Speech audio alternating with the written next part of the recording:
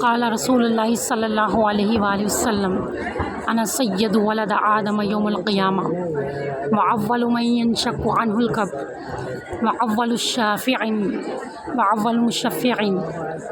پیارے آقا صلی اللہ علیہ وآلہ وسلم نے فرمایا کہ آدم کی ساری اولاد کی سرداری قیامت کے دن میرے ہاتھ میں ہوگی، اور میں ہی وہ شخص ہوں جس کی قبر سب سے پہلے کھولی جائے گی۔